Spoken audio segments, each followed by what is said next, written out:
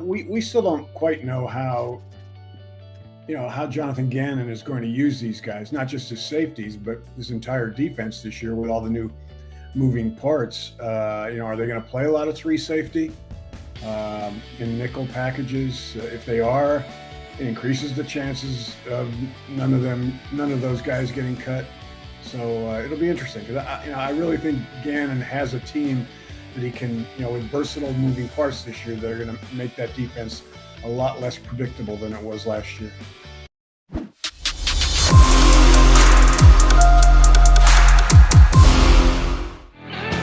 Appreciate you streaming on in here to Birds 365 with the Mac guys, McMullen and McDonald.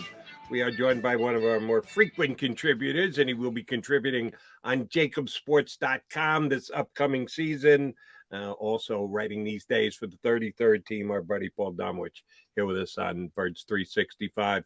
Domo, you look relaxed. Look like summer's treating you okay. Yeah, I'm enjoying the summer stuff.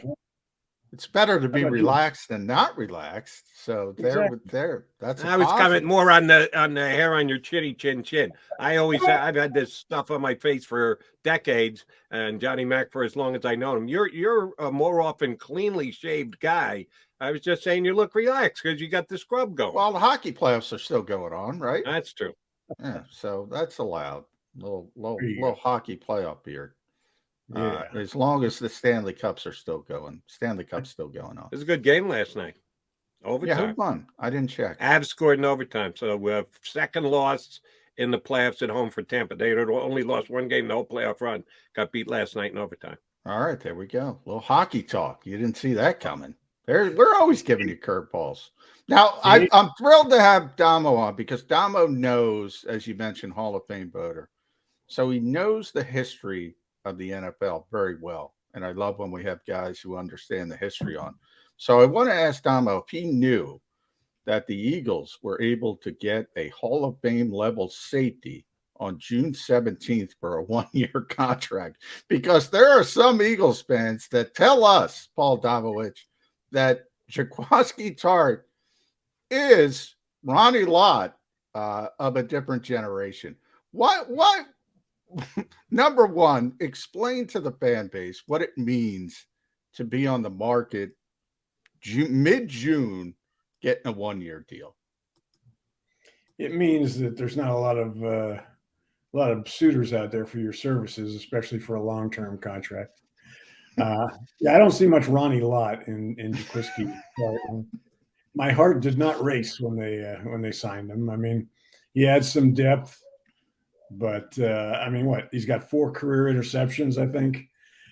Doesn't defend, he doesn't knock down many passes. And what he does, you can't do anymore. Guys like Ronnie Lott and Brian Dawkins wouldn't be able to do what they did in their prime because that's not allowed anymore. And same thing with Tartt. But he adds some depth to that position, but he's not a difference maker, certainly. And John is only giving you the feedback that we've been getting. Fans or a portion of the fans are getting all excited about him. I'm not sure why. And we kind of had some fun with Mr. Tartt over the last couple of years. But I got to get blocked before I even get to meet the guy, Jody. That's true too. You do have to concern yourself with that. I don't care if Jaquiski Tartt ever blocked me. But I got to give the general manager credit here because he's checked all the boxes. Not all with Pro Bowl level, although some think Jaquiski Tartt is of that level type players, but we knew what the Eagles' needs were during this offseason, what they needed to reinforce positionally. And Howie Roseman has made at least some effort and some acquisition at every position. We've been saying now for weeks, well, there's still a little light at safety. At least they got another guy to come in and compete at safety. I think Howie Roseman has had a hell of an offseason. Damo, how would you rank the offseason Howie Roseman has had? He's had a good one. It's to be determined on how these guys perform. But when you look at it on paper, you're right. He's checked all the boxes. He's strengthened positions that are seemingly strengthened positions that needed to be strengthened, given, Jalen Hurts more weapons. The AJ Brown move will probably, really stands out right now. Jordan Davis drafting him, I think, was a tremendous move. I think he's going to be an immediate difference maker. So yeah, I wouldn't put him on Mount Rushmore like my former colleague Marcus Hayes did the other day, but on the Eagles Mount Rushmore. But he's had a good offseason.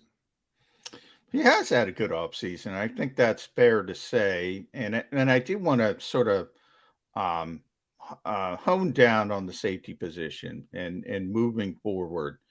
And I've kind of described it like this, Dom, and I want to get your thoughts on how it might go. I think there's about a 50-50 chance come September 11th that Tartt is a starting safety for the Eagles in Detroit. I also think there's about a 20% chance he's not even on the team. And he's cut by September 11th in Detroit. And we've seen this with previous years with Will Parks, got cut early in the season. Andrew Sendejo got cut midway through the season.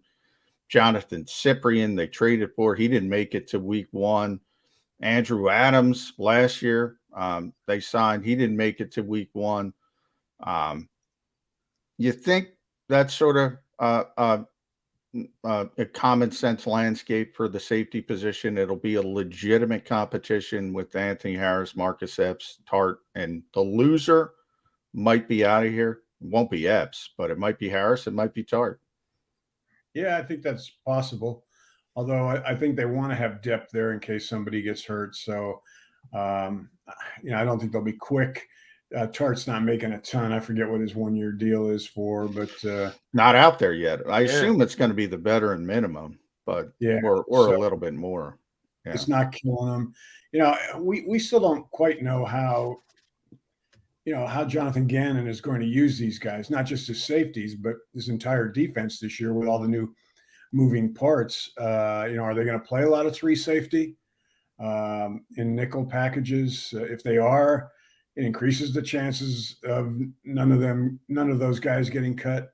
So it'll be interesting because I really think Gannon has a team that he can, with versatile moving parts this year that are going to make that defense a lot less predictable than it was last year. One last safety question for you. We've run down the 3 veteran guys, and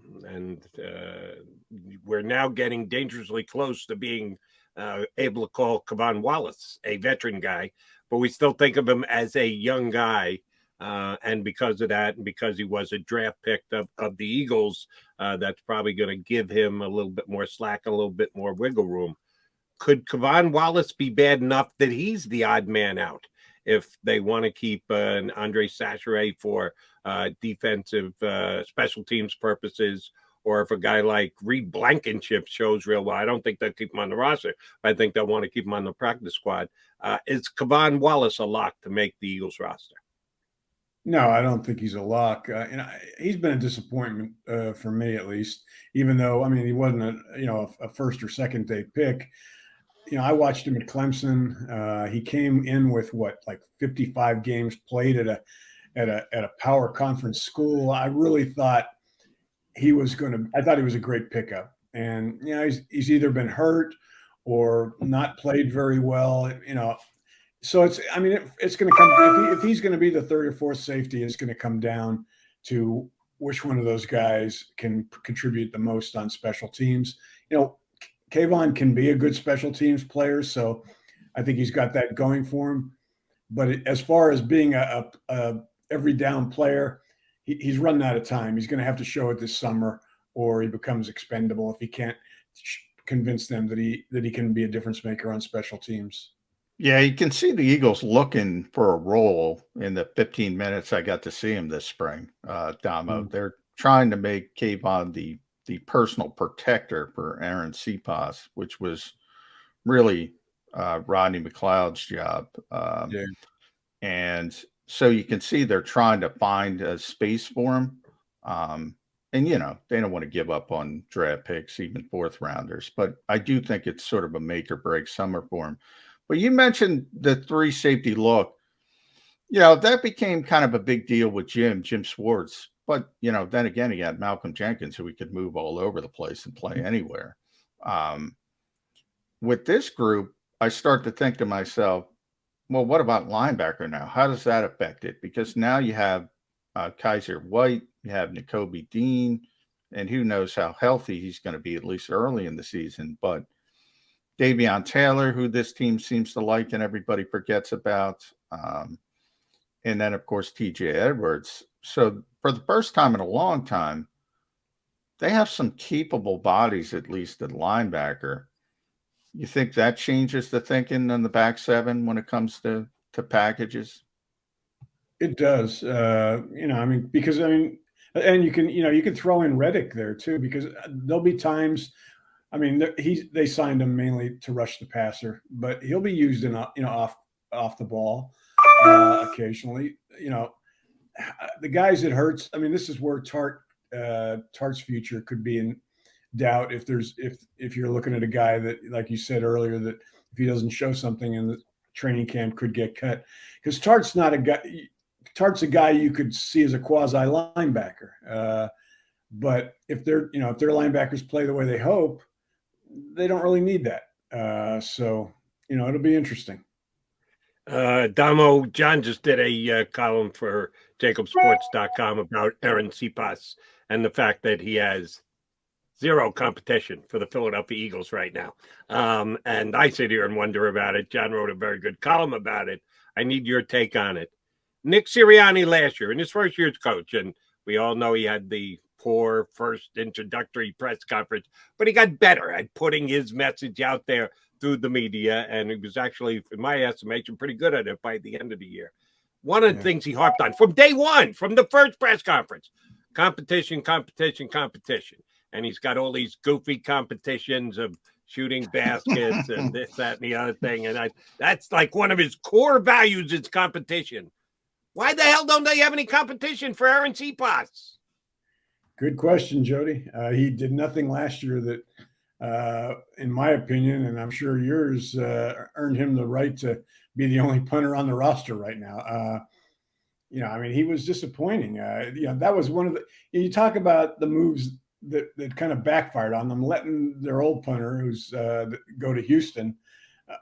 I thought that kid's going to be one of the top punters in the game. Cepas was inconsistent last year when. He had some solid kicks, but he also had a lot of shanks, too many. You just couldn't count on him in some critical situations. So for him not to have competition, I still think at some point here they're going to bring in somebody else. They just kind of want to see what's out there at the last minute.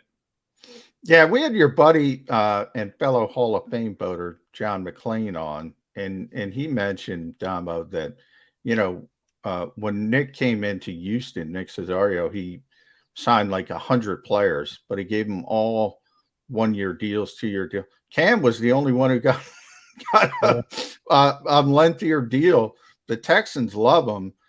And I think it's interesting. I go back to Dave Bipp, and Dave would say, well, you're not competing day to day with somebody, but you're competing. We're watching other people in other camps. And turned out to be true, because the Eagles were watching Aaron Cepas, who was battling in Detroit with Jack Box, who turned into a Pro Bowl punter. And he was good enough that they kept him around. That was obviously COVID, still COVID times, but where COVID was a bigger deal. And, everybody was a failed test away from missing a game. So it made some sense to keep an extra punter, extra kicker, whatever on a practice squad. But I look at it from the Eagles' perspective. And I think it was the Super Bowl season, Damo, where they brought in Cam to compete with Donnie Jones. And he almost won the job. Yeah. And basically, Cam said, I remember talking to him, they told me he wasn't good enough as a holder. Go work on it. They kept in touch with him. Obviously, they win the Super Bowl. Donnie retires, comes back to play for, I think, the Chargers. But they gave the job to Cam Johnson because they saw him every day competing with a good punter, a really good punter. And Cam turned into a really good punter. Yeah. And that's my point with Cepas. They found him because he was competing with a really good punter every single day. and he got better, not competing, because he was in a different city. Every single day, watching Jack box punt. Same thing with Cam, with Donnie Jones. Why isn't this dawned on the Eagles? Who cares? 89th, 90th spot on the roster. Bring in a stinking punter. Yeah, absolutely. I mean, you've got these expanded practice squads. Take advantage of it. I mean, that's one area where it pays to have a guy sitting there just in case you're really, CPOS either, just has a run of bad kicks, whether it is hold, whether you start to question his ability to hold, things like that. There's a couple of guys on the back end of the Eagle roster. They're at 90 right now that I would say, yeah, their chances of making the team are so slim. Why are they here and another punter is not? All right. Guy who's definitely going to be on the team is their running back, Mr. Miles Sanders. None of us know exactly how the running back situation is going to play itself out. We know how the Eagles used it last year, came into the season. We're going to be pass happy. Didn't quite work out, turned into run happy, worked pretty damn well, got him into the playoffs. It's the same three-headed monster coming into the year. They may have to clear one of those 90-man roster spots to get Jordan Howard in here at some point because they always seem to bring him back and add him to the mix. But Miles Sanders is the guy who sits atop the pile. Is it going to stay that way all year? Is he going to be, even if they're going to a complementary back system, I don't think there's any chance for any of the Eagle backs to be, quote unquote, a bell cow. How do you think Miles Sanders comes into this camp a month from now as far as what he needs to achieve to get to where he wants to go with his career going forward, be it here in Philadelphia or anywhere else? I think Sanders is going to dictate that to a great degree. I mean, if he comes out of the box and is dynamic as a runner, contributes to the passing game, helps Jalen improve his completion percentage, I think his playing time will continue to increase. But I think Kenny Gainwell is going to be a bigger part of this offense this year because of his pass catching skills, because of the fact that you can line him up anywhere.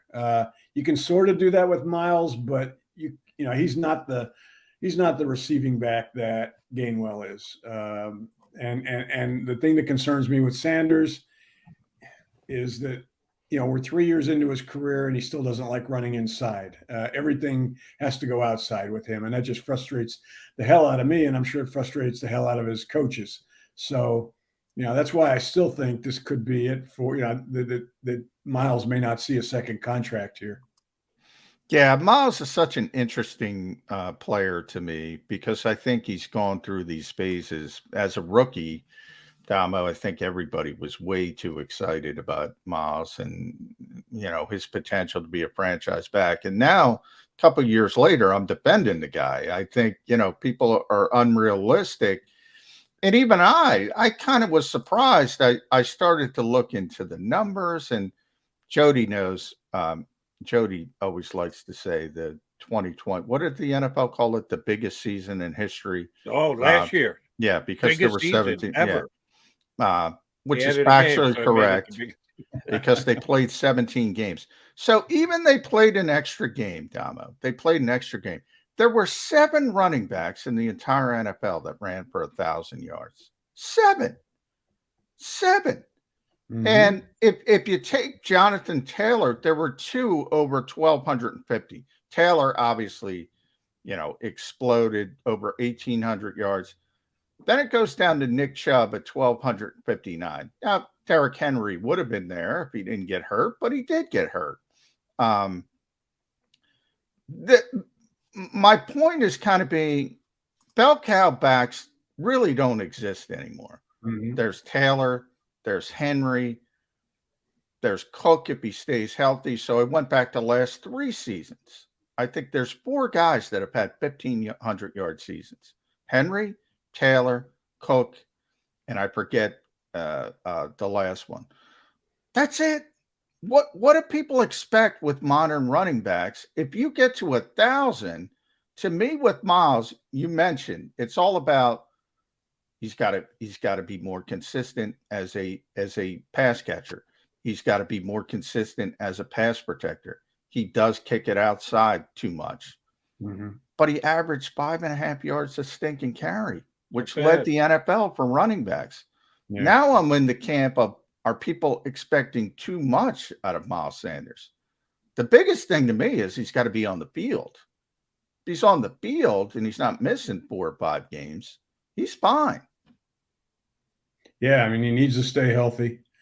They've got, I mean, this should be, again, one of, regardless of whether it's Miles with the ball, Gainwell, the rookie from Oklahoma, whoever's carrying it. I mean, they've got one of the best lines in the league in front of them.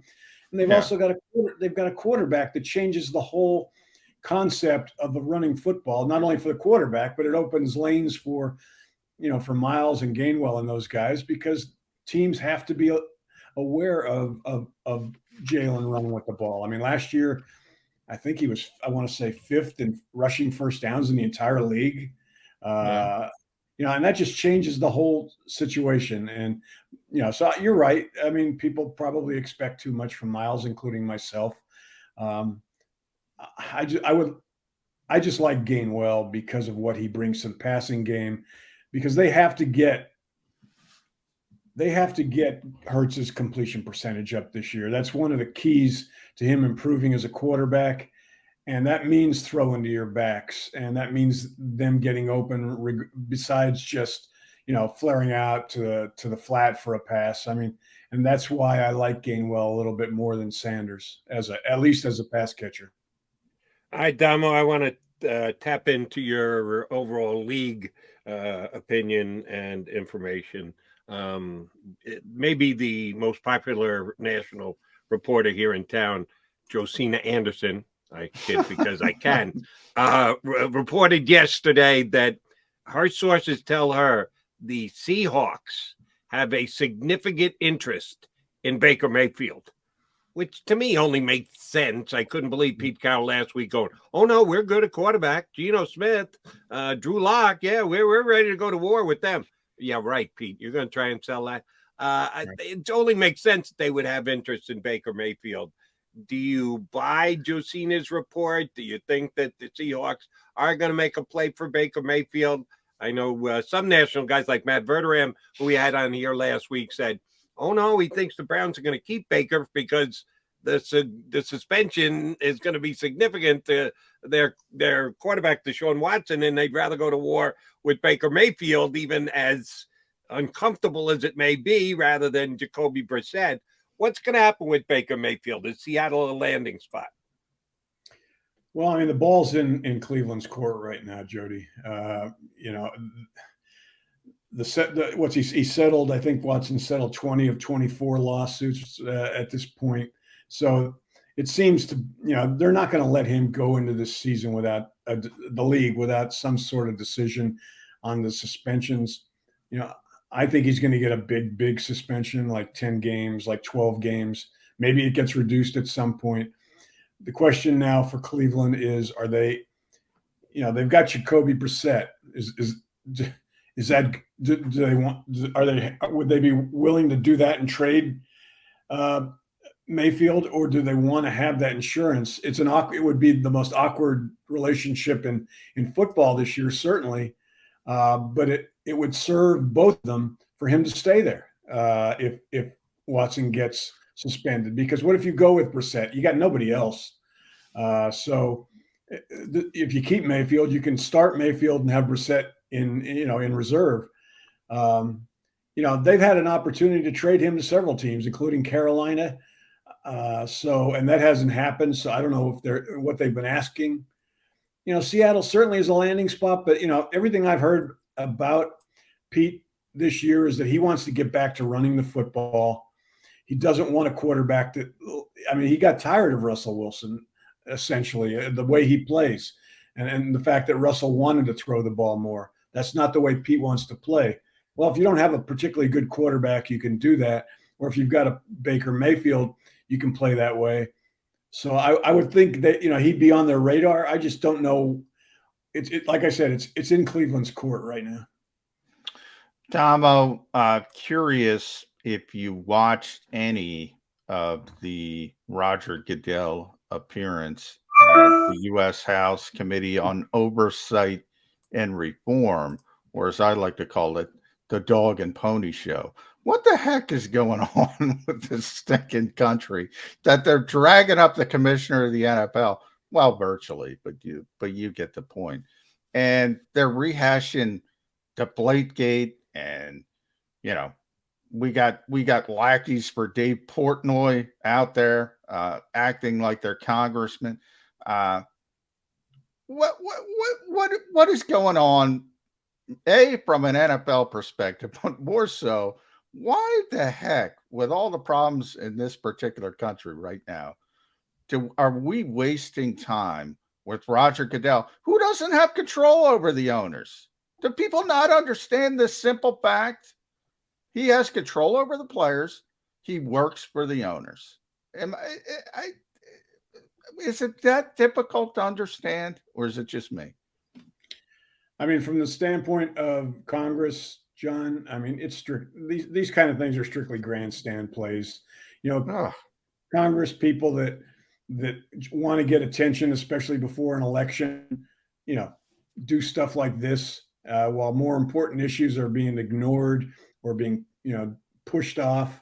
I see where yesterday Biden announces he wants to, have a tax holiday on gas. And, 2 hours later, Mitch McConnell's calling it a gimmick and says it's not going to get passed. So, I mean, that's what's happening from the Congress side.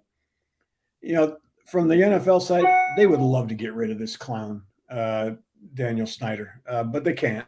And it's kind of amusing because they certainly had an easy time getting rid of Jerry Richardson for a lot less at offenses than Daniel Snyder is facing. And now, so it's just. But isn't the difference? Jerry was a little bit, Jerry was getting older and kind of accepted it and didn't want to fight, whereas Daniel Snyder doesn't feel like leaving. And, if you got a guy who doesn't feel like leaving, it becomes more difficult to remove him. But I think you're right. Everybody would like him out, right? Except maybe the competitors, the Eagles, the Cowboys, and the Giants. They like the mess that the Washington Commanders are. But I guess the bigger point is the assumption. It's always been, and Jody knows, I call Roger Goodell the highest paid lightning rod in the NFL. People in the world, not the NFL, the highest paid lightning rod. People don't understand he's there to take the hits for the owners. Mm-hmm. And there's this assumption in the public that, Roger Goodell can get Daniel Snyder out of there, like he can suspend Deshaun Watson, which is also not true now with the new CBA. It's not the same. And I guess my point is, why can't people understand that he works at the behest of the owners? He doesn't control the owners.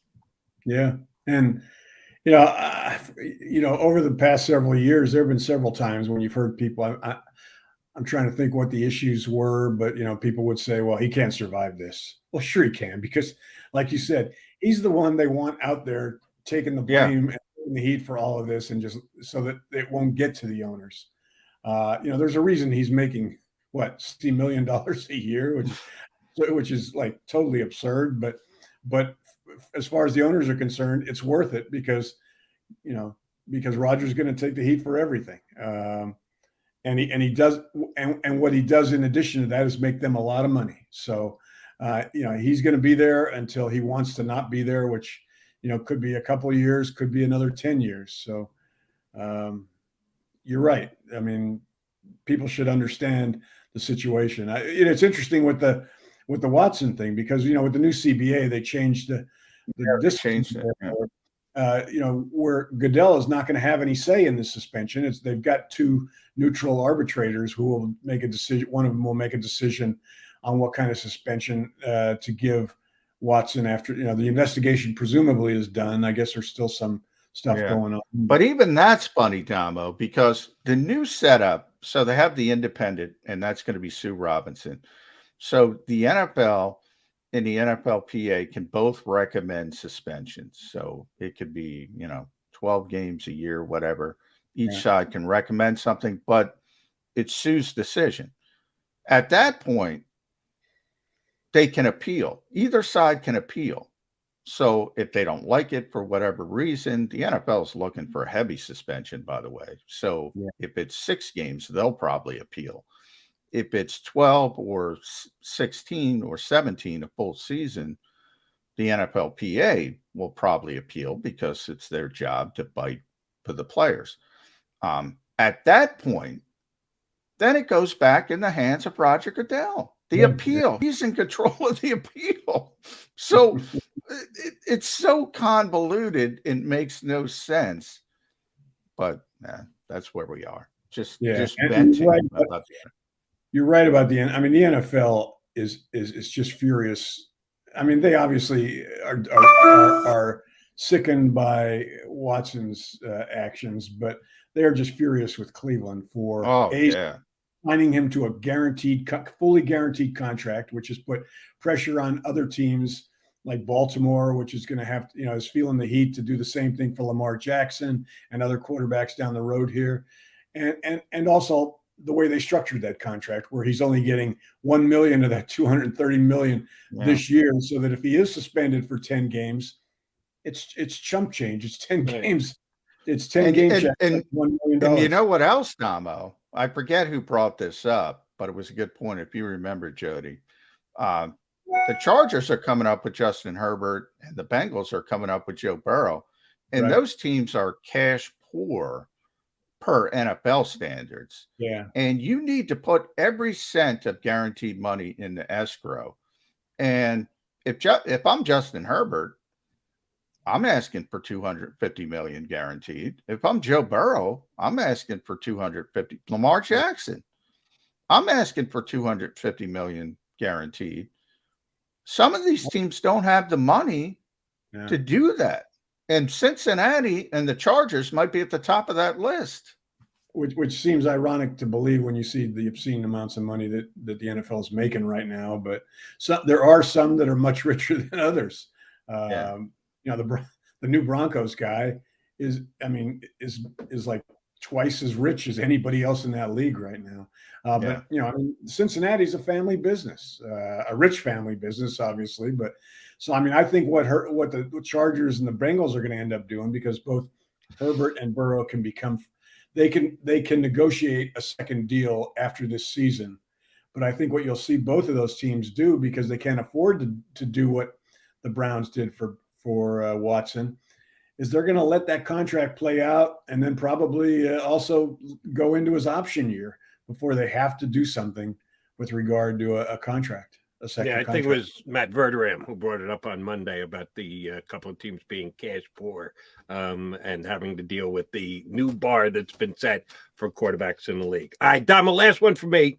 For the guy who helped probably more than anyone else get Sam Mills into the Hall of Fame, and you knew him from his USFL days here in Philadelphia before he became a Hall of Fame player on the National Football League level. Big game this weekend, Damo. The Philadelphia Stars against the New Jersey Generals, even though they've been playing all year in Alabama. Now they're going to play in Ohio at Canton for the 2 playoff games.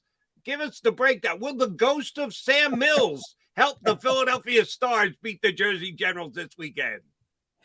The ghost of Donald Trump probably will haunt the Generals. So I'd put my money on the Stars. There. That's true. I've honestly watched like 10 minutes of that league this year. There's no Sam Mills on the reincarnation of the Stars. What a great team. I tell Jody all the time, and Dom, I know. What a great team the original Stars was. So many good players. Jim Mora, the head coach. And I was a little depressed when they didn't even reboot the thing. They kind of stole the intellectual property and restarted the USFL. But it's not the same. It's not the Philadelphia or Baltimore Stars. They went to Baltimore at the end as well. But man, there were so many good players on that team. There were. It's amazing. I really enjoyed. I've told people, and the players that played in that league feel the same way. It was like, especially for a team like the Stars that was successful, that it was, guys went to the NFL and played 10, 12 years, and still the most enjoyable time of their lives, their careers, was the 3 years they spent in Philadelphia playing for the Stars. And I kind of felt the same way about covering them because it was so much fun. It was early in my career. The access was like, compared to now, Yeah. you could talk to anybody, anytime, anywhere. It was just, it was a different time. Man, I thought for sure you were heading out to Canton this weekend. Maybe to just see Sam Mills bust. Oh, by the way, they got a football game there. The Philadelphia Stars are playing. Damo's got to be out there in August, and Dick Vermeil is going in as an Eagle. How about Dick? Yeah, that's going to be great. There's that town's going to be full of Philadelphians busting in, traveling by car, plane, train, everything. Yeah, a lot of guys recently. Harold, got obviously it got delayed a year, but long overdue. And then Doc before then. So nice little run here for Eagles fans. So wait a minute. You're telling me there'll be more Philadelphians for Vermeil's induction than there will be for the Stars this weekend, playing against the Jersey Generals in Canton? Come on. What's the bus you can get for like $15 to go almost anywhere on the planet? What's the name of it again? The Gus bus? No, that's former coordinator Gus Bradley. There is a bus, Alto bus or whatever. Oh man, I should know this, and it's escaping my memory. That's news to me. Neither one of you guys take buses. I might look into that. That's news to me. $15. They got buses that run out of Philly. They go to New York. I'll look it up during the break. Damo, we'll let you go. Prices are pretty high. Yeah, you can't. They got to charge at least $30 now, I would think. No, I think there's this cheapy. I don't know. Damo, we kept you for like 40 minutes. Yeah, Thank you very much for giving us almost your entire morning. Feel free to start prepping for the big game, Stars against the Generals on Saturday. I'm going to get my rest so I can go watch it. Thanks, Damo. Well done, Domowitch. You'll be doing stuff for us when Eagle season rolls around on JAKIBsports.com. And he's at P Damo on Twitter. I got to get that in there. At P Damo. Did we have Damo's Twitter handle underneath him? I don't think he had it. I don't think he had it on there. All right. That's at P Damo. Follow Damo on Twitter as well. All right. McMullen and McDonald coming back. We still got plenty to shake out in hour number 2 here on Birds 365.